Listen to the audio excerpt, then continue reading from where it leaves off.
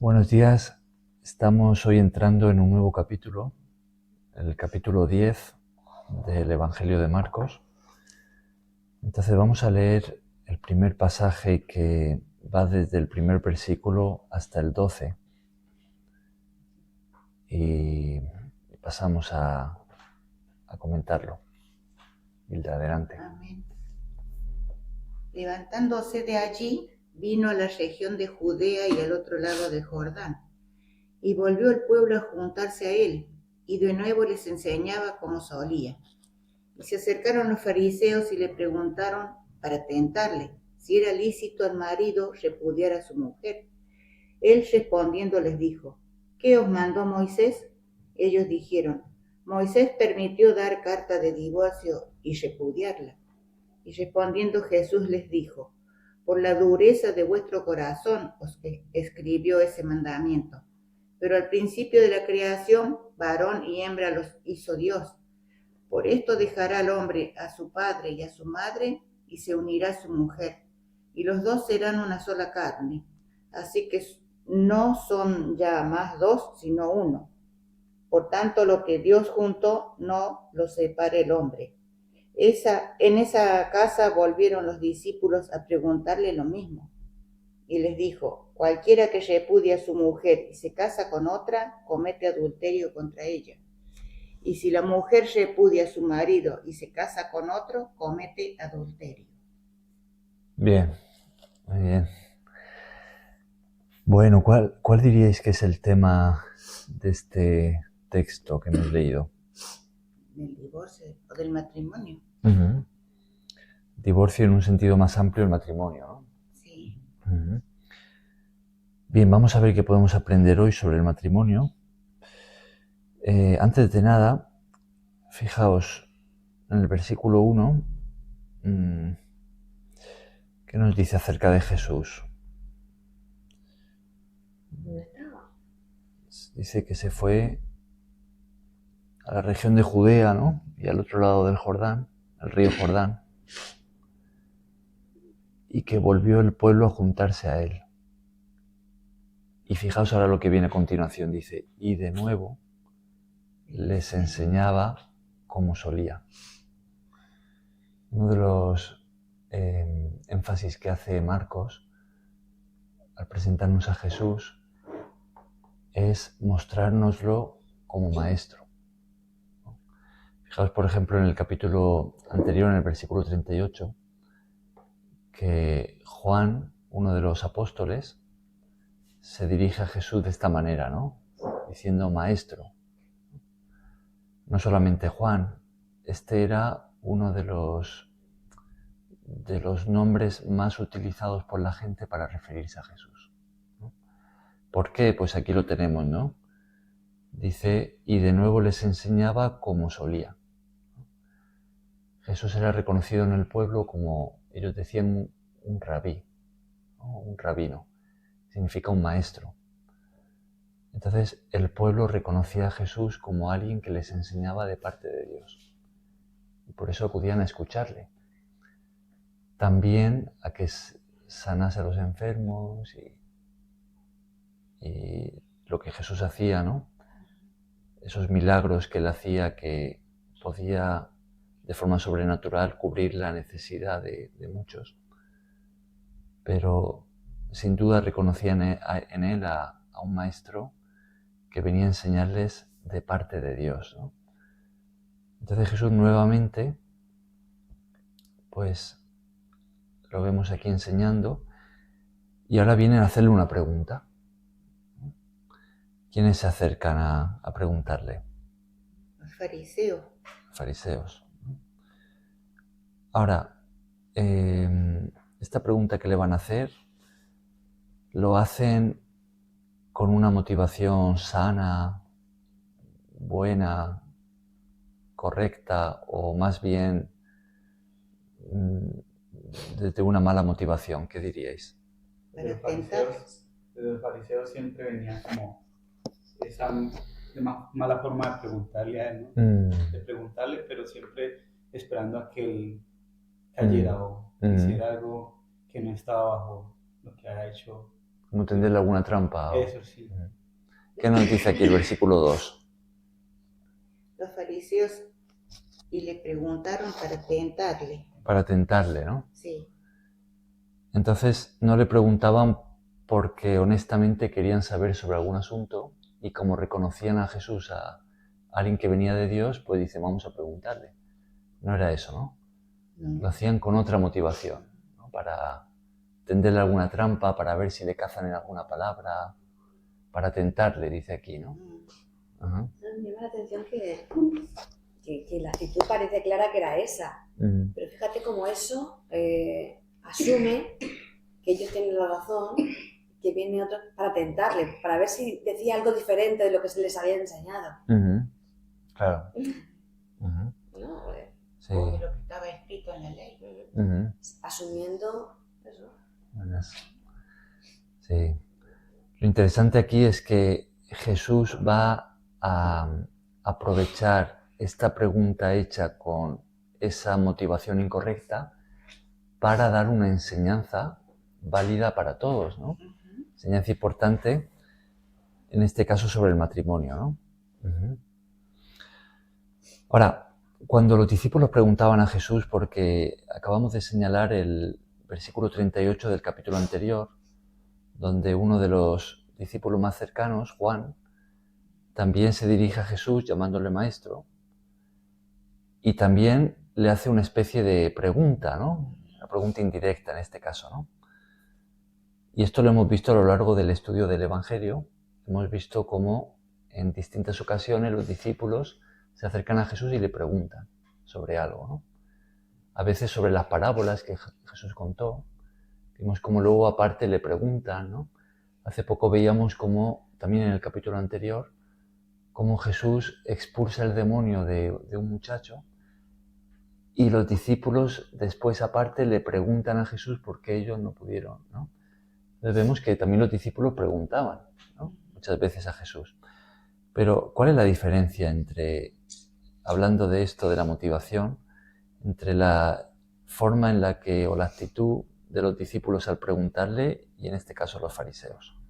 Pues como la pregunta decía, como decía el maestro, ¿no? O sea, como que no entendí bien ese día, pues tal vez por no preguntarle frente a los fariseos y de pronto que vieran que había duda entre ellos, entonces ya aparte le preguntan al maestro, digamos, nos quedamos con dudas de tu respuesta, queremos más aclaración, ¿no? Para pronto después ellos poder decir, ¿no? con fundamentos, esto es lo que se dijo y esto es lo que hay que hacer, pero ya con una buena motivación. Ajá. O sea, podríamos decir que los discípulos, de una forma honesta, querían aprender de Jesús. Sí, ¿no? Los fariseos no. Los fariseos lo que querían era pues ver si él decía alguna cosa que luego pudiesen acusarle o dejarle mal delante del pueblo, ¿no? Esta es la diferencia, ¿no? Entre las preguntas que hacían unos y que hacían otros. Bien, podríamos decir entonces, trayéndolo a nuestros días, a nosotros hoy, si nosotros también nos consideramos discípulos de Jesús, ¿y por qué digo que nos consideramos discípulos? Bueno, pues si hemos respondido a su llamado, ¿no?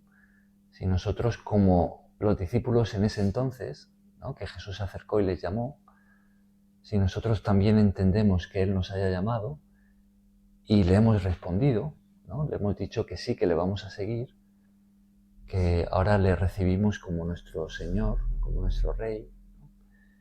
Y que vamos a permitirle dirigir nuestra vida, pues entonces podemos, sin lugar a dudas, llamarnos discípulos, ¿no? Como lo hacían los del primer siglo y lo han hecho a lo largo de toda la historia de la Iglesia en estos 2000 años, ¿no? Entonces,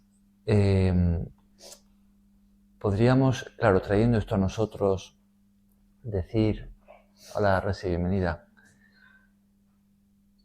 que nuestra actitud como discípulos está caracterizada porque honestamente, de forma sincera, queremos aprender de Jesús. Sí.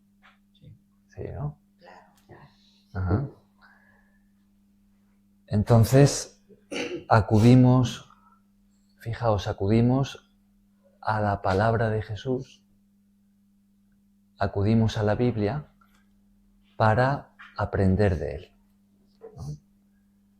Por eso somos discípulos, en gran medida, ¿no? También veíamos eso en el capítulo anterior, ¿no? Que allí en el monte, Dios manifestándose, habla y dice, este es mi hijo, escuchadle a él, ¿no? Prestarle atención, ¿no? Ahora, sin esa actitud nuestra de acudir a Jesús, acudir a su palabra para aprender de Él, para que Él nos enseñe, para permitirle corregirnos, corregir nuestra vida, para guiarnos, para recibir su consejo y llevarlo a la práctica, para escuchar qué es lo que Él ha mandado con la disposición a obedecer.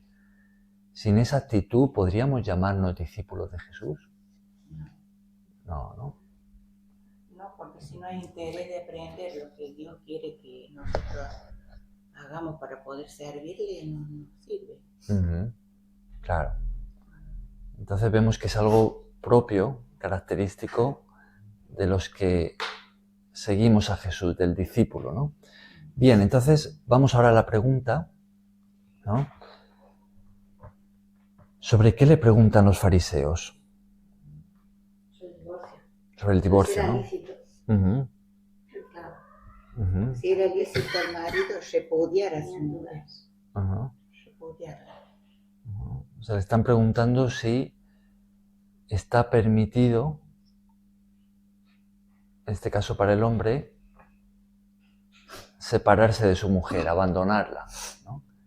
Repudiarla. Van, adelante. Entonces esa es la pregunta que los fariseos le hacen a Jesús, ¿no? Si era lícito, podríamos decir si era algo que Dios permitía, ¿no? Lo vemos ahí en el versículo 2, el divorcio, ¿no? Al marido repudiar a su mujer. ¿Cómo les contesta Jesús? Versículo 3. ¿Qué nos mandó Moisés? Él respondiendo les dijo, ¿qué os mandó Moisés? ¿Por qué pensáis que Jesús les contesta de esa manera? Para hacerles ver que él sabía, ¿no? Porque si él deja aparte a Moisés, ellos después le van a decir, pero es que Moisés, enviado por Dios, nos dijo eso. Y está la carta que dice que sabía un documento que estaba, pues digamos que hacía todo oficial. Entonces él de una manera refería a lo anterior, ¿no? Porque si no, iban a decir, pero es que lo de Moisés no lo... Para dejarles claro que él sabía lo de Moisés, pero después ya les acaba de mejorar la respuesta, ¿no? Mejorarla para confirmarle a Moisés. Claro, lo que él iba a decir era ligeramente diferente. Entonces, sí, pero para tener todo en cuenta, o sea, para ver que él dijo que vino a confirmar la palabra que había, o sea, la ley. Fijaos que decíamos que, como leímos en el versículo 2, que los fariseos se acercaron a Jesús con esa motivación incorrecta, no porque sinceramente quisieran aprender de él, sino para tentarle, dice aquí, ¿no? Para ver si le tendían alguna trampa y le cazaban diciendo algo que luego pudiesen acusarle, ¿no? Ese es como cuando uno está estudiando, ¿no? Uno va a ir a exponer o va a ir a enseñar algo, tiene que haberse estudiado muy bien lo que tiene que, o ha preparado muy bien lo que tiene que ir a decir. Claro. Por si alguien tiene una pregunta, entonces usted pueda responderle con argumentos. Siempre está el argumento, o sea, Jesús siempre estuvo con buenos argumentos de la palabra, siempre. Claro. Desde pequeños estudió muy bien e incluso le enseñaba a los rabinos de la palabra de Dios, porque él ya, digamos, él la conocía desde muy joven. Como sabía de antemano que esto iba a suceder, entonces él estaba muy bien sustentado todo lo que él iba a decir, porque iba a ser tentado. Y los fariseos también conocían bien la ley. Claro. A ver qué decía Jesús de acuerdo a lo que ellos sabían. Pero fijaos que Jesús, o sea, ellos le preguntan a Jesús Y Jesús les devuelve la pregunta a ellos, ¿no? Mm. Dice, bueno, ¿y qué es lo que enseñó Moisés? ¿No? Es como, fijaos, es como que ellos vienen ya con una respuesta en su mente, diciendo, vamos a preguntar a Jesús sobre esto, a ver si dice algo diferente de lo que está escrito, y entonces podemos acusarle. Y Jesús les devuelve la pregunta, ¿no? Dice, bueno, respondedme vosotros, porque venís con esa respuesta en vuestra mente, ¿no? Sí, como si ¿Qué es no lo saben la que- respuesta porque me la preguntan. Claro, ¿qué es lo que Moisés enseñó? Ujú. Y ellos responden, ¿qué dicen? Versículo 4. Ellos Moisés dicen, permitió dar carta de divorcio y repudiarla. Ujú. Ellos dicen, capítulo 10, versículo 4, ellos dicen que Moisés sí que permitió, sí que escribió, pues dando lugar al divorcio, bajo ciertas circunstancias, ¿no? Eso sería, por ejemplo, lo que ha pasado con Kaká, que es cristiano y se separa de la mujer y acepta el divorcio por eso. Mm, Como ella no quería seguir la relación, sí. ha dicho, vale, lo acepto. No conozco muy bien su caso, pero... Sí, un futbolista. Futbolista que sea. Exactamente, hay que decirle que es un futbolista. No, pero es una persona cristiana que sí, acepta el sí, divorcio. Ya, Pero claro, una persona gnóstica o atea lo acepta sin problema, pero una persona cristiana pues tiene más... claro. Más Claro. conocimiento. Claro. Ajá. Hola, bienvenidas. Bien, pues vamos a ver ahora qué enseña Jesús sobre este tema tan importante, ¿no? Y tan actual también. Porque fijaos que la respuesta que los fariseos traían en su mente es que sí estaba permitido, ¿no? Dios lo permite, eso es lo que dicen, ¿no? y Moisés. hay algo como dice, y repudiarla, ¿no? O sea, Como que ya pasa... Desecharla. con ella y como que tener ese, pero Jesús vuelve a lo que él vino a enseñar, Ujú, que era el amor. ujú. Yo más que no, o sea, yo la desecho y ya que todo el mundo la odie, por eso no. Es que Dios de antemano dijo que era uno para el otro, ¿no? Pero, y por ejemplo, si tuvieran hijos, en el caso de tener hijos, no vas a repudiar a la madre de tus hijos. Ese es otro punto interesante a tener en cuenta, ¿no? Eso sería un poco raro ya. Claro. Bien, vamos a ver qué enseña Jesús sobre esto, ¿no? Fijaos, los fariseos dicen que sí, ¿no? Moisés escribió de parte de Dios, ¿no? Permitiendo a la nación de Israel el divorcio bajo ciertas circunstancias. Versículo 5, ¿cómo responde Jesús? Jesús les dijo, por la dureza de vuestro corazón escribió este mandamiento. Versículo 6. Pero al principio de la creación, varón y hembra los hizo Dios. Vale, entonces, ¿por qué dice Jesús que Moisés, de parte de Dios, permitió el divorcio en la nación? ¿Por qué? Por la dureza. de su corazón. ¿Qué significa eso, la dureza de vuestro corazón? Por no entender, Mm, por no entender los mandamientos mm, y querer hacer lo que yo quiero. mm. Por falta de perdón, por no... Con un corazón frío, así. La dureza de vuestro corazón podríamos entenderla como que Jesús está diciendo por vuestra testarudez, ¿no? Porque sois testarudos y os empeñáis en hacer las cosas como vosotros queréis, entonces Él os permitió hacerlo de esa manera, ¿no? Pero ese no es el plan original de Dios. Eso es lo que está diciendo aquí Jesús, ¿no? Fijaos, versículos, leemos una vez más. Versículos 6 y 7 también. Y vamos a leer del 6 al 9. Versículos 6 al 9. Pero al principio de la creación, varón y hembra los hizo Dios. Por esto dejará el hombre a su padre y a su madre y se unirá a su mujer, y los dos serán una sola carne. Así que no son ya más dos, sino uno. Por tanto, lo que Dios juntó, no lo separe el hombre. ¿Diríais ante esta explicación de Jesús que Él, en términos generales, aprueba o desaprueba el divorcio? Aprueba, ¿no? Ajá. Fijaos, Él dice, fijaos en la última frase que hemos leído, versículo 9.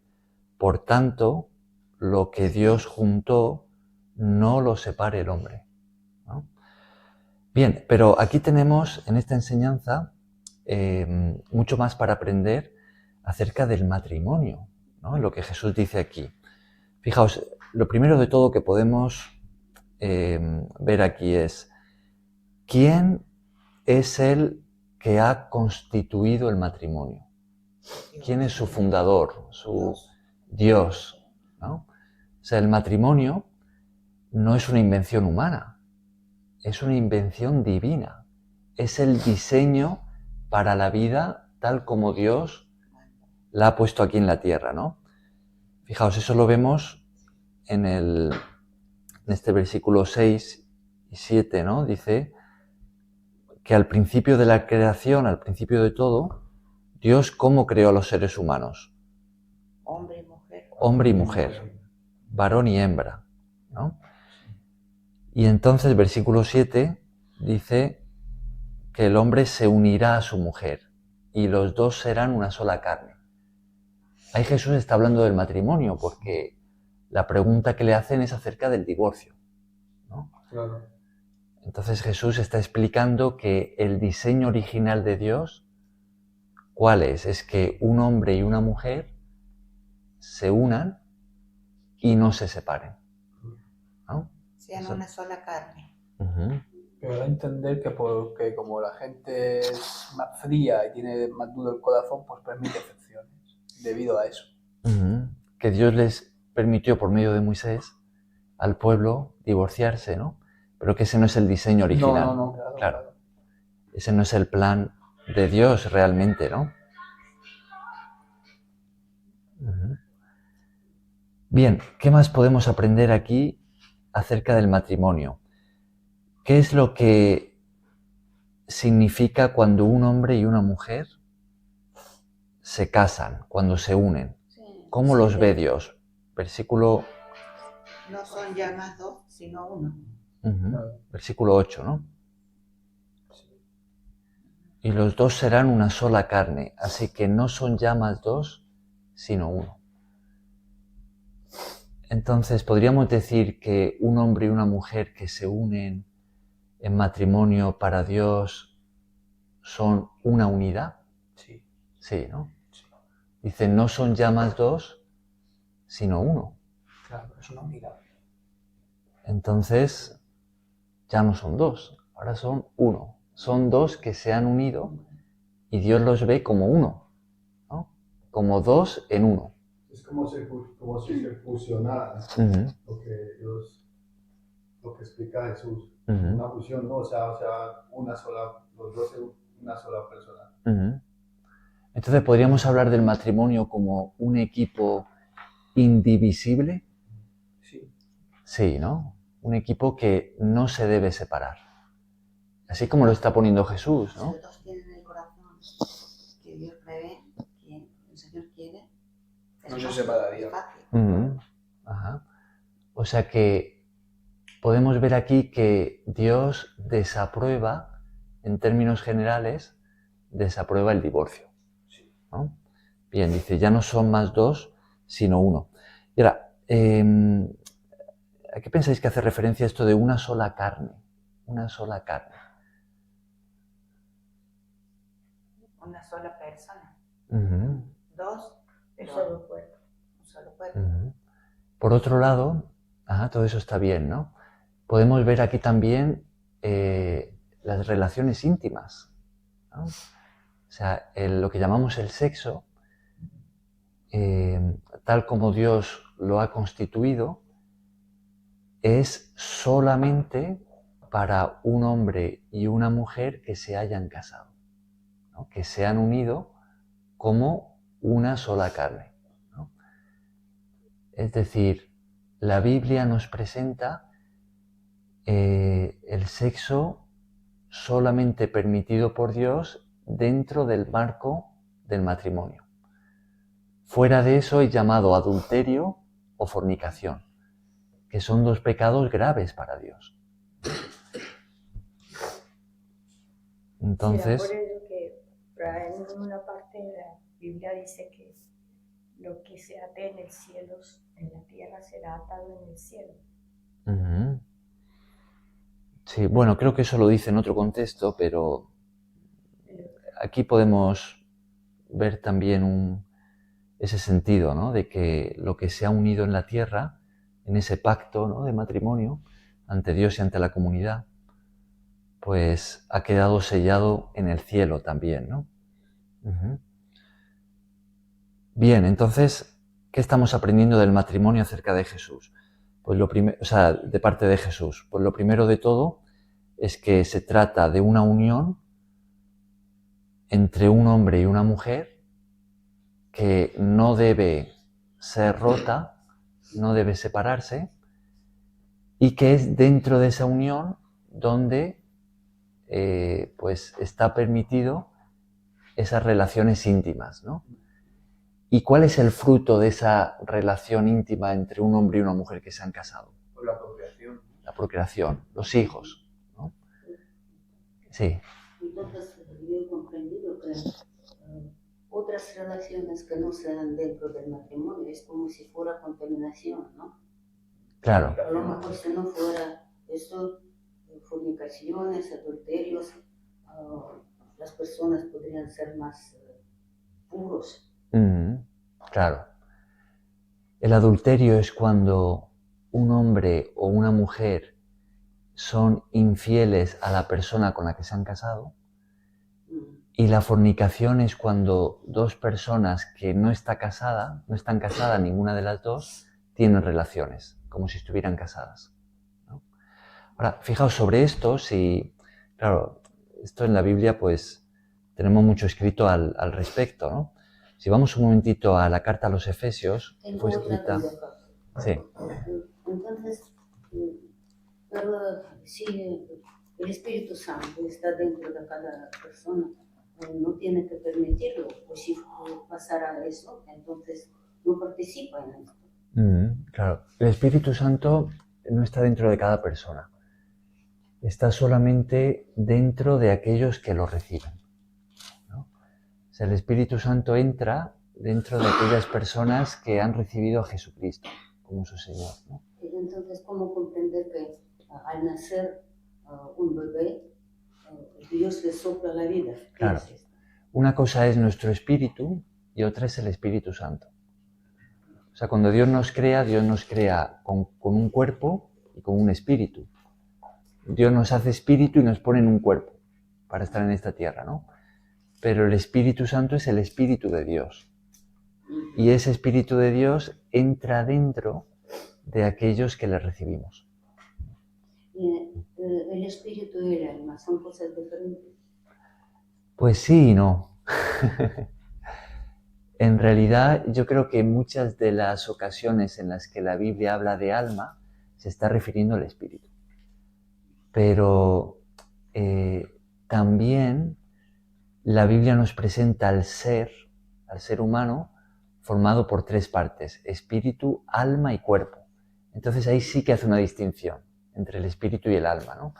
Normalmente cuando se enseña sobre esto, se dice que el espíritu es la parte más interna, ¿no?, que es la que puede relacionarse con Dios, es nuestro ser realmente, ¿no?, nuestro yo más interno, y el alma forma parte de nuestras emociones, nuestros pensamientos, nuestra voluntad, que es sería como la fusión entre el espíritu y el cuerpo.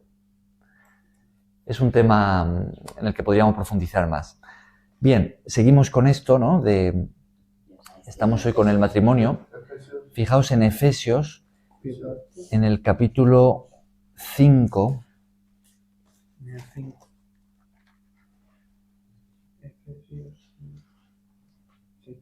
¿Andad con hijos de luz? Sí, sí.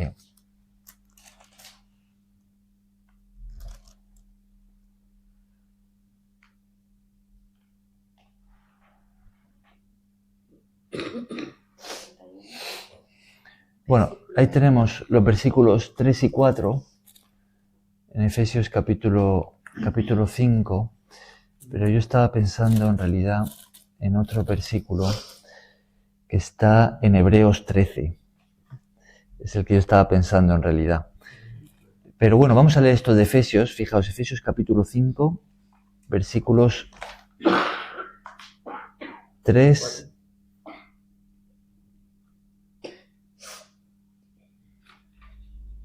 vamos a leer el 5, versículo 5, Efesios 5, 5. Porque sabéis esto, que ningún fornicario, o inmundo, o avaro, que es idólatra, tiene herencia en el reino de Cristo y de Dios. O sea, allí el apóstol Pablo menciona varios pecados, entre ellos la fornicación, y dice que los que practican la fornicación, ¿no?, personas que no se arrepienten, no están dispuestas a cambiar, pues dice que ellos no van a tener herencia en el reino de Dios, ¿no? Y fijaos, en Hebreos 13, que es el versículo que yo tenía en la mente, en el capítulo 4, fijaos lo que dice allí. Hebreos está casi al final de la Biblia.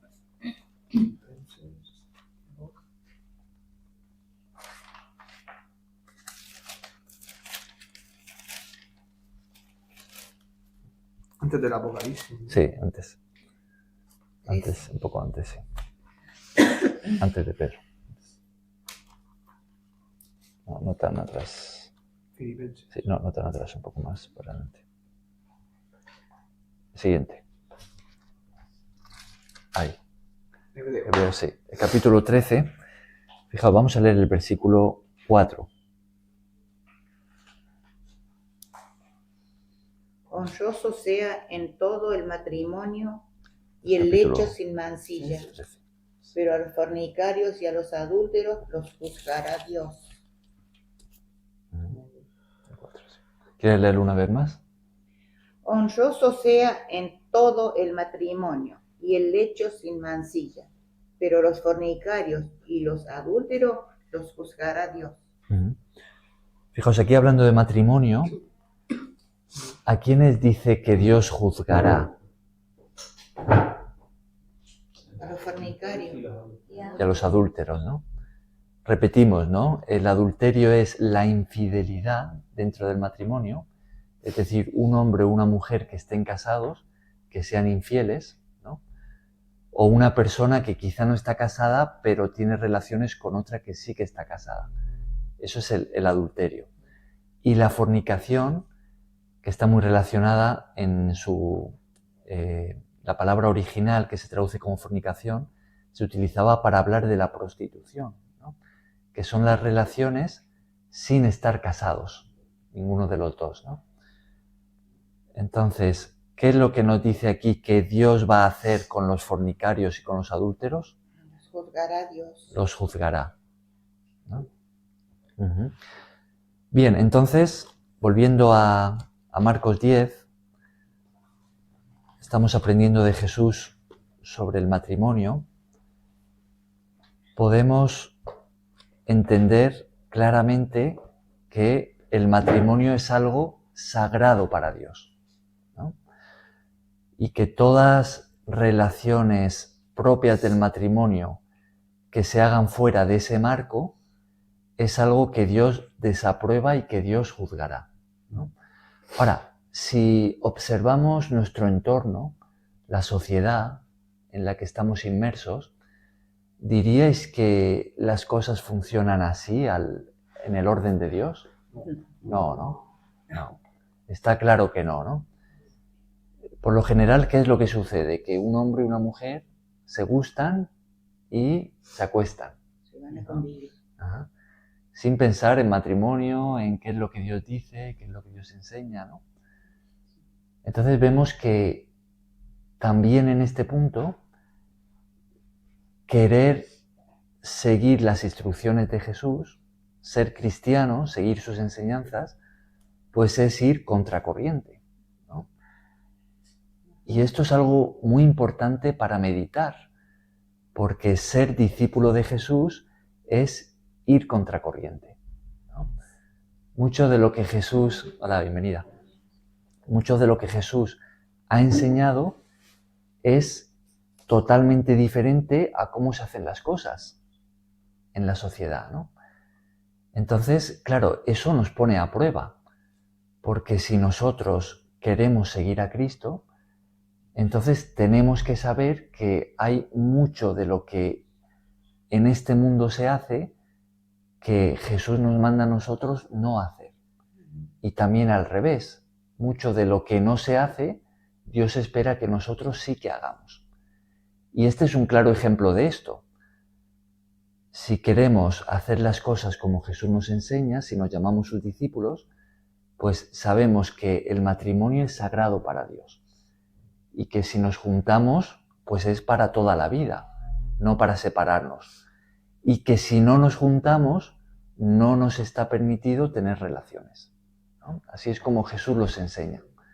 Ahora, Jesús fue incluso más allá. Fijaos en Mateo, el libro anterior, en Mateo capítulo 5, también hablando sobre este tema.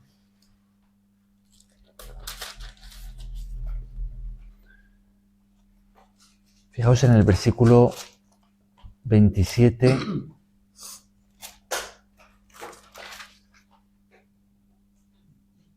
al 30. Versículos 27 al 30.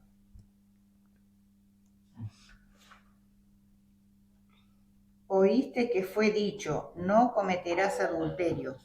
Pero os digo que cualquiera que mira a una mujer para codiciarla, ya adulteró con ella en su corazón. Por tanto, si tu ojo derecho te es ocasión de caer, sácalo y échalo de ti. Pues mejor te es que se pierda uno de tus miembros y no que todo tu cuerpo sea echado al infierno. Y si tu mano derecha te es ocasión de caer, córtala y échala de ti. Pues mejor te es que se pierda uno de tus miembros y no que todo tu cuerpo sea echado en el infierno. O sea, fijaos, en el versículo 28 Jesús dice, pero yo os digo que cualquiera que mira a una mujer para codiciarla, ya adulteró con ella en su corazón.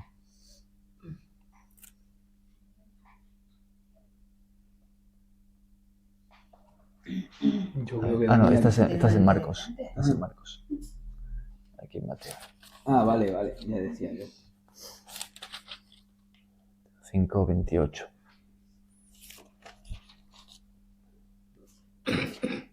Ah, sí, aquí. Vale. Entonces, según Jesús, podríamos decir que uno ya puede pecar de adulterio incluso sin llegar a tener relaciones con la persona. Sí. ¿Cómo? Mirándola de qué manera. Deseándola. Con codicia, ¿no? Es decir, con lujuria, ¿no? Es decir, mirándola sexualmente, ¿no? Teniendo relaciones en la mente con esa persona, ¿no? Eso para Dios, dice Jesús, ya es cometer adulterio. Entonces, ¿podríamos decir que la pornografía es adulterio para Dios? Sí. ¿No?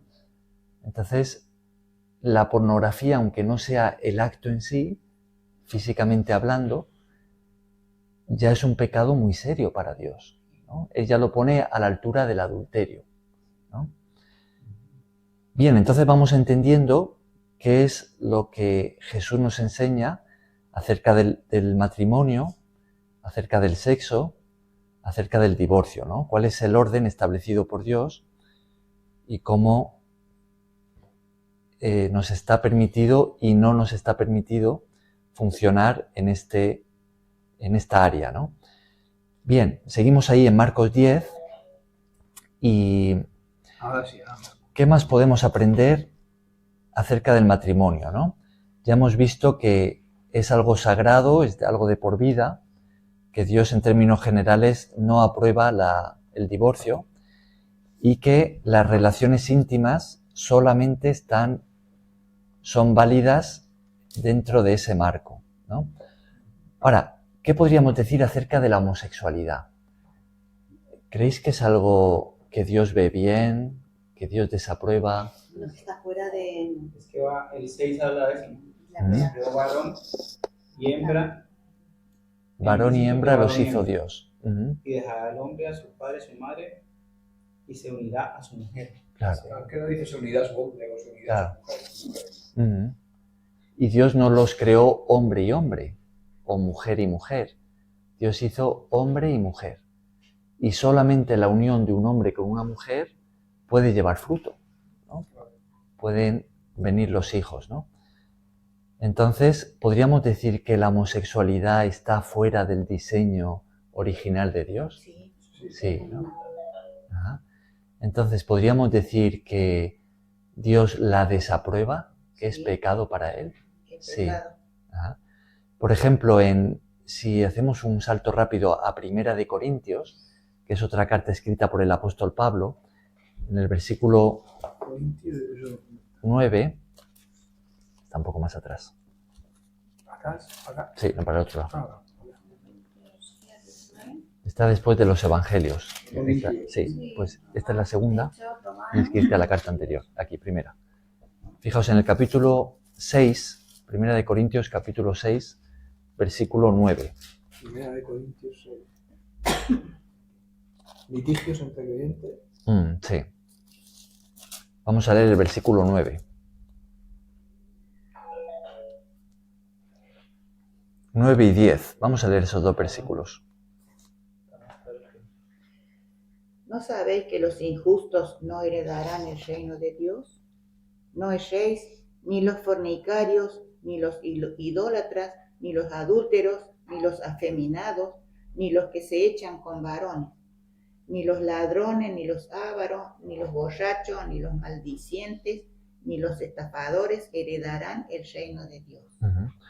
Entonces, fijaos, aquí el apóstol Pablo da una lista de aquellos que no van a estar en el reino de Dios.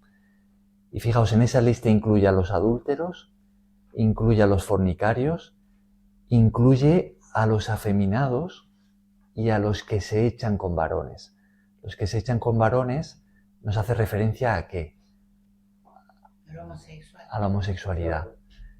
Entonces la Biblia en ese sentido es muy clara. Ahora, nuevamente estamos hablando de algo que es totalmente ir a contracorriente, porque en nuestra sociedad las cosas funcionan al revés, ¿no? Pero Dios es muy claro, y para Dios eso es pecado, es maldad, ¿no? Ahora, podríamos decir que las personas que entran dentro de esta lista, que cometen estos pecados, ¿pueden arrepentirse? Sí. Sí, ¿no? Ajá. El versículo siguiente, el 11, dice, fijaos, Pablo le está escribiendo a los cristianos que estaban en Corinto. Y les dice, esto erais algunos, ¿no? O sea, está escribiendo a personas que entraban dentro de esa lista negra, ¿no? Que eran así, que vivían con ese estilo de vida. Dice, esto erais algunos, pero ya habéis cambiado, ¿no? Dice, ya habéis sido lavados, habéis sido santificados y justificados en el nombre del Señor Jesús, ¿no? Entonces, todos aquellos que en realidad entramos dentro del mismo saco porque todos hemos pecado, si nos arrepentimos de corazón, por medio de la fe en Jesucristo y en su sacrificio por nosotros, porque Él pagó por nuestros pecados, podemos cambiar, ¿no? Y podemos entrar a una nueva vida y formar parte del reino de Dios, ¿no? Bien, seguimos ahí en Marcos 10. ¿Qué más podemos aprender sobre el matrimonio? Fijaos, en el versículo 7, vamos a leer una vez más este versículo. William, ¿lo quieres leer tú? Por esto dejará el hombre a su padre y a su madre y se unirá a su mujer. Fijaos, ¿qué es lo que Jesús dice aquí que el hombre tiene que hacer antes de unirse a su mujer? Dejar a sus padres, ¿no? Entonces, el plan de Dios es que el hombre y la mujer abandonen su núcleo familiar para formar uno nuevo, ¿no? Uno sale del nido, como se dice, ¿no? Abandona a padre, madre, por supuesto va a seguir teniendo una buena relación con ellos, ¿no? Pero sale del hogar para formar un nuevo hogar, una nueva casa, ¿no? Ese es el diseño original.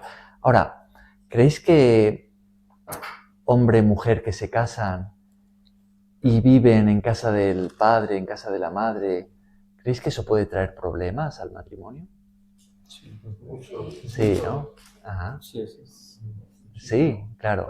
Fijaos, dice aquí, el hombre dejará a su padre y a su madre y se unirá a su mujer.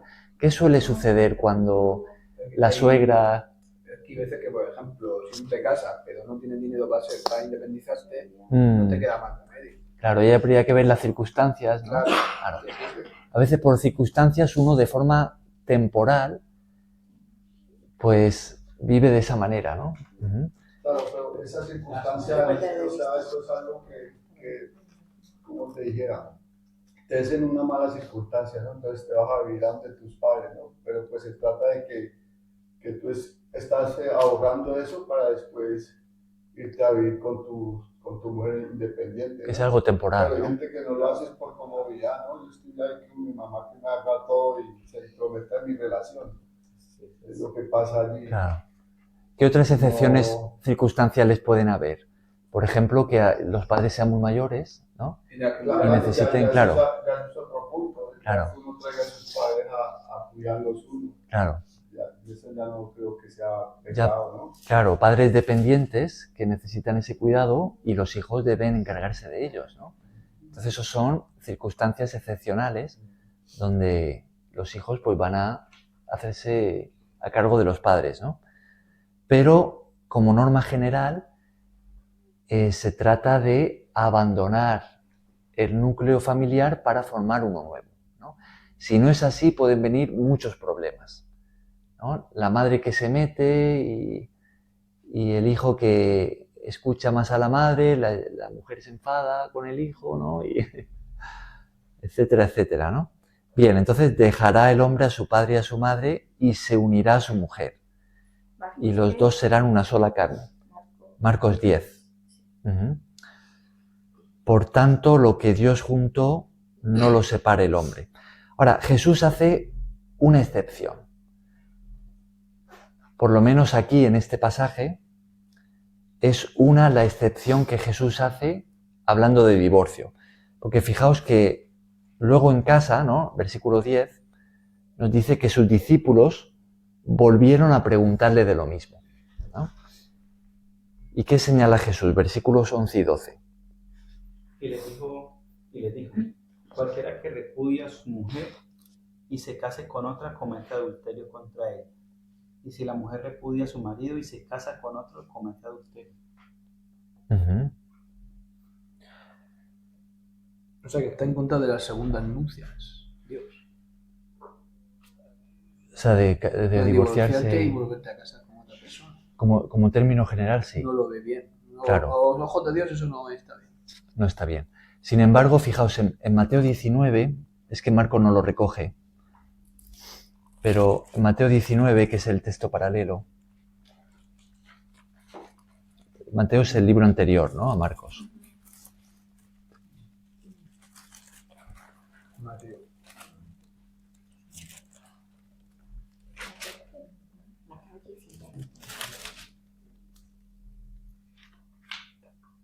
Fijaos en el versículo 9.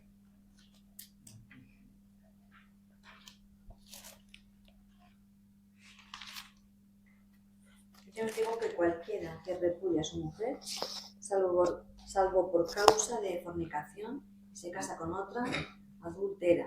Y el que se casa con la repudiada, adultera. Entonces ahí vemos que Jesús pone una excepción, ¿no? Que es, ¿cuál sería esa excepción? Por adulterio. Es la infidelidad, ¿no? Esa palabra traducida como fornicación, creo que debería de entenderse así, ¿no? Como infidelidad sexual, ¿no? Entonces Jesús dice que si el marido o la mujer se divorcian, abandonan a su cónyuge y se casan con otra persona, están cometiendo adulterio. A no ser, dice Jesús, que haya sido por causa de infidelidad sexual, ¿no? Pero allí también se dice que si se casa con una refugiada, Mm, pero la pobre refugiada no tiene, mm, a lo mejor no tiene culpa, ¿no? mm, mm. Puede ser que sea el marido el que se haya... Sí, Sí, puede aunque, ser. claro, el divorcio es algo que por lo menos hoy en día tiene que ser consentido por ambos, ¿no? Bueno, puede ser forzoso también, es verdad, sí. Pero Jesús lo pone así, o sea, el matrimonio es algo tan sagrado que si el hombre o la mujer, cualquiera de los dos, se separa y se casa con otro, ¿no? Jesús dice que están cometiendo adulterio, a no ser que sea por esta excepción que pone aquí Jesús, ¿no? Claro. En realidad, si pensamos en la excepción, si el hombre ha abandonado a su mujer y se ha casado con otro, con otra, ya está teniendo relaciones con otra. Entonces, en ese sentido, la mujer queda libre, ¿no? Porque ya ha cometido esa infidelidad, según la excepción que Jesús pone aquí, ¿no? Uh-huh. Ahora, ¿y qué pasa si uno de los dos se separa, pero no se casa con otra persona, ni tiene relaciones con nadie más? ¿Está cometiendo adulterio? Según lo que dice Jesús, parece que no, ¿no? Porque Jesús dice, si se separa y se casa con otra persona, comete adulterio, ¿no? Pero si se separa, que no es el plan original de Dios, porque Dios dice Jesús dice lo que Dios juntó, no lo separe el hombre, pero si se separa y no tiene más relaciones con nadie más, ni se casa con otra, pues no parece que esté cometiendo adulterio, porque Jesús dice, si se separa y se casa con otra, comete adulterio, ¿no? Ajá. Pues es que el adulterio se comete es porque... Por las relaciones. Por las relaciones íntimas. Uh-huh. Claro. Esto lo podríamos profundizar más en algunos otros textos de la Biblia, pero no lo vamos a hacer por cuestión de tiempo, ¿no? Tenemos ya que terminar.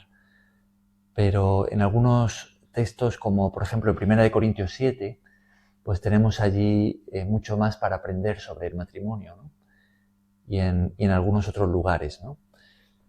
Pero bien, en conclusión, ¿qué podemos aprender de la enseñanza de hoy? Primero de todo, que el matrimonio es algo sagrado, ¿no? Que el plan de Dios es que un hombre y una mujer, no un hombre y un hombre, o una mujer y una mujer, sino un hombre y una mujer se unan para formar un nuevo núcleo familiar, ¿no? Dejando atrás su familia, ¿no? Y se unan en un pacto sagrado ante Dios y ante la comunidad, que llamamos matrimonio, donde ya no van a ser dos, sino van a ser uno ante Dios, ¿no? Entonces, esa unión es una unión de por vida y Dios no aprueba que se rompa, ¿no? Supongamos que una pareja ya, por ejemplo, el hombre o la mujer, cualquiera de los dos, dice que no quiere esa persona y que la quiere dejar. Uh-huh.